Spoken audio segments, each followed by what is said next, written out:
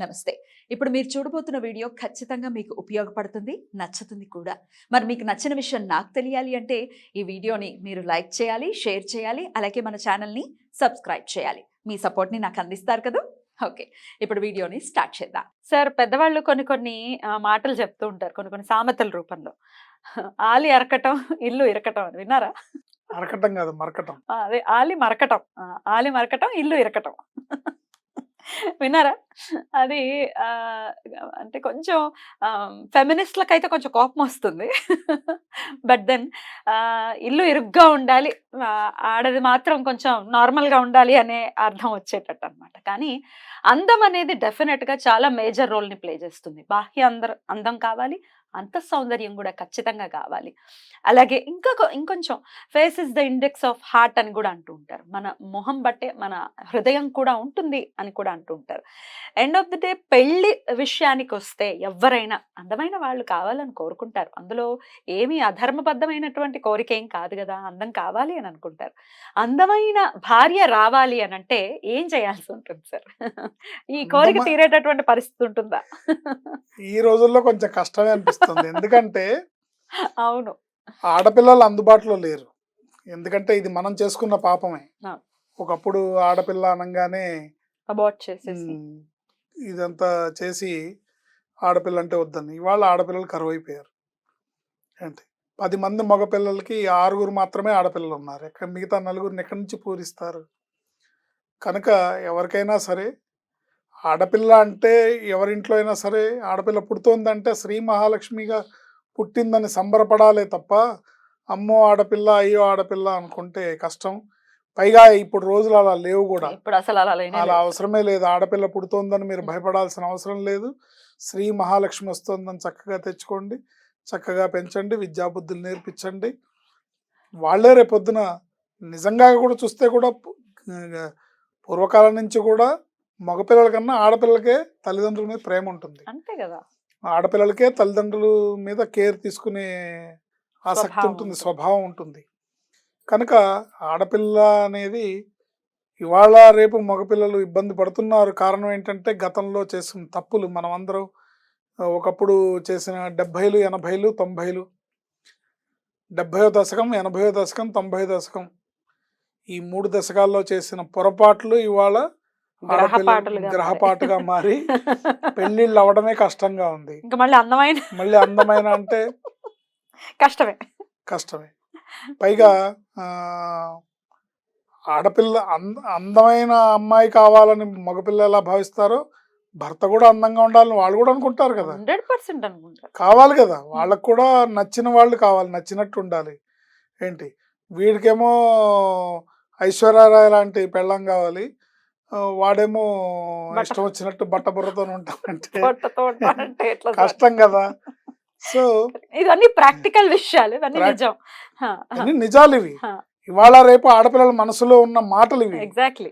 ఏంటి ఎగ్జాక్ట్లీ. ఏంటి మేమేమో ఐశ్వర్యలాగా ఉండాలి, మాకేమో బ్రహ్మానందం వస్తాడా అనే టైప్లో కరెక్ట్. ఉంటుంది కదా. కరెక్ట్. కనుక మనం కోరుకునేటప్పుడు కూడా మనం కూడా అలా ఉండాలని, మనం కూడా అంత ఉన్నతంగా ఆలోచించాలని, మనం కూడా అంత ఉన్నత భావాలతో ఉత్తమమైన భావాలతో భావజాలంతో ఉండాలని అనుకోవాలి. మనం కొంచెం మగపిల్లలు కూడా యాటిట్యూడ్ని పెంచుకునే అవసరం ఉంది. ఏంటి అన్నీ బాగున్నాయి, చక్కగా ఉంది, అబ్బాయి సర్వలక్షణ సంపన్నుడు, శ్రీరామచంద్రుడు లాంటి వాడు, గ్రహస్థితి రీత్యా కానీ పెళ్లి ఆలస్యం అవుతుంది, ఈ అబ్బాయి మంచి భార్యని సీతమ్మవారు లాంటి అమ్మాయిని కోరుకుంటున్నాడు అన్నప్పుడు మటుకు మనం రెమెడీస్ చెప్పచ్చు. ఏంటి అలాంటి వాళ్ళకి పనిచేస్తాయి. అంతేగాని ఆడవాళ్ళని చులకనగా చూసి స్త్రీ మాతృమూర్తి అనే భావన లేని వాళ్ళకి ఈ పరిహారాలు చేసినా పనిచేయవు. స్త్రీ మాతృమూర్తిగా గౌరవించి, మాతృమూర్తిగా భావించి మీరు ఆ ఉన్నతమైన స్థానాన్ని ఇచ్చినప్పుడే ఇవన్నీ ఫలిస్తాయి. దీనికి చక్కగా అమ్మవారి ప్రార్థనా శ్లోకం ఉంది, చండీ సప్తశతిలోంచి ఉంటుంది. ఏంటి సార్ అది? నమశ్చండికాయై పత్నీం మనోరమాం దేహి మనోవృత్తానుసారిణీం తారిణీం దుర్గ సంసార సాగరస్య కులోద్భవాం నమశ్చండికాయై. ఈ ఆ. మంత్రం మరోసారి చెప్తా, అంటే మంత్ర సమానమైన శ్లోకం ఇది. ఉమ్, నమశ్చండికాయే అనే నామంతోనే సంపుటీకరణ చేయాలి. ఉమ్, నమశ్చండికాయై పత్నీం మనోరమాం దేహి మనో వృత్తానుసారిణీం తారిణీం దుర్గ సంసార సాగరస్య కులోద్భవాం నమశ్చండికాయై. ఉమ్, చండికాయే, చండి అమ్మవారంటే ఎవరు?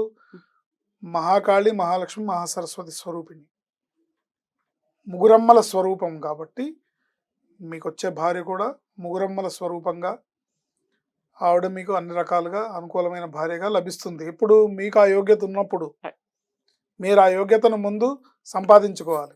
ఆ ఎంట్రన్స్ టెస్ట్లన్నీ మీరు పాస్ అవ్వాలి. పాస్ అయ్యి అమ్మవారిని ఈ శ్లోకంతో మీరు జపం చేసుకుంటే ప్రతిరోజు చక్కగా కనీసం ఒక 25 సార్లకు తగ్గకుండా ఈ మంత్రాన్ని జపించుకోవడం వల్ల ప్రతి మంగళవారం, శుక్రవారం నాడు అమ్మవారికి విశేషమైన నివేదనతోనూ కుంకుమార్చనతోనూ ఈ మంత్రంతోనూ మీరు ప్రార్థించడం వల్ల తప్పకుండా మీ మనసులో ఉన్న అందమైన భార్య, అంటే అందం బాహ్యంగా అందంగా ఉండే అమ్మాయి మాత్రమే కాదు, కాదు ఎగ్జాక్ట్లీ.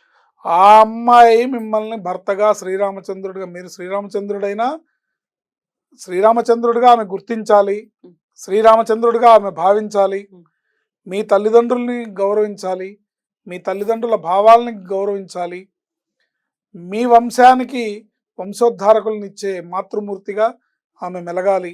ఆ కుటుంబంలో 10 కాలాలు కాపురం చేసి వాళ్ళు ముందుకెళ్ళాలి. అంటే అంటే ఈ శ్లోకంలో ఉన్న అర్థం కూడా అదే. పత్నీం మనోరమాం దేహి, అమ్మా నాకు అందమైన భార్యను ప్రసాదించు. మనోవృత్తానుసారిణీం, మనోవృత్తానుసారిణి, నా మనసును ఎరిగి నాకేం కావాలో, ధర్మబద్ధమైన కోరికలు ఏం కావాలంటే మళ్ళీ గొంతెమ్మ కోరికలు కాదు, మనోవృత్తాన్ని నా మనసు ఎరిగి తాను నడుచుకొని తాను సంతోషంగా ఉండి నన్ను సంతోషపెట్టే అమ్మాయి కావాలి. తారిణీం దుర్గ సంసార సాగరస్య కులోద్భవాం, ఇలాంటి గుణగణాలున్న ఇలాంటి సౌందర్య రాశి ఎక్కడి నుంచి రావాలి నాకంటే, అమ్మ నీ కుటుంబం నుంచి రావాలి, నీ అంశతో కూడుకున్నదై నాకు రావాలి, ఆమె నీ వారసురాలుగా నా ఇంటికి రావాలి అని అమ్మవారిని ప్రార్థించినట్టయితే, మీ ప్రార్థనలో నిజాయితీ ఉంటే, మీ ప్రవర్తనలో నిజాయితీ ఉంటే తప్పకుండా అమ్మవారు అనుగ్రహిస్తుంది. అలాంటి స్త్రీమూర్తి, అలాంటి మాతృమూర్తి మీ ఇంటికి కోడలుగా వచ్చి మీ ఇంటి వంశోద్ధరణకి, మీ మీ గోత్రాభివృద్ధికి పాటుపడి మీ ఇంట్లో 10 కాలాలు కాపురం చేస్తుంది. మరి ఒకవేళ అమ్మాయికి అందమైన భర్త రావాలి అని అంటే దానికి మనం సపరేట్ గా చెప్పుకుందాం, ఇంకోసారి చెప్పుకుందాం. రైట్. తర్వాత ఈ పరిహారం చేస్తూ ఒక్క నిమిషం సార్, దానికన్నా ముందు నెక్స్ట్ చెప్పడం కంటే ముందు మా పిల్లలు మగవాళ్ళు అసలు దేవుణ్ణి నమ్మట్లేదు, ఇంక ఈ స్తోత్రాలు ఏం చదువుతారండి అని ఖచ్చితంగా తల్లులు అడుగుతారు. దీనికి ఏంటి సార్ సమాధానం? నమ్మరు అనే వాళ్ళకి మనం ఏం చెప్తాం, కాకపోతే భగవంతుడిని నమ్మినా నమ్మకపోయినా తల్లిదండ్రుల్ని భగవంతుడిగా భావించాడు అనుకోండి, వాడికి ఆ మార్కులు పడతాయిగా. భగవంతుని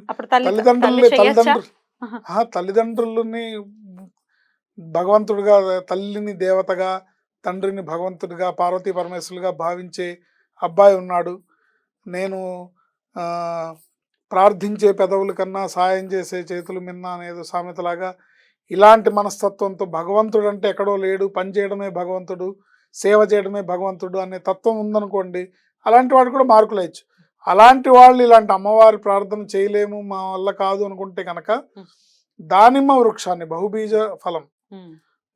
ఫలం అంటారు దానిమ్మ వృక్షాన్ని, ఆ బహుబీజ ఫలం వృక్షాన్ని నాటడం ద్వారా, దాన్ని పెంచి పోషించడం ద్వారా ఇలాంటి అందమైన భార్య, సౌందర్యవతైన భార్య, సౌశీల్యమైన సుశీలగా తప్పకుండా రామచంద్రమూర్తి వస్తాడు, గ్యారంటీగా వస్తాడు, వెతుక్కుంటూ వస్తాడు, శివ ధనుర్భంగాన్ని చేసి తప్పకుండా పరిణయమాడతాడు. ఆ సీతా అమ్మవారి లక్షణాలు ఆడపిల్లలు అలవర్చుకోవాలిగా.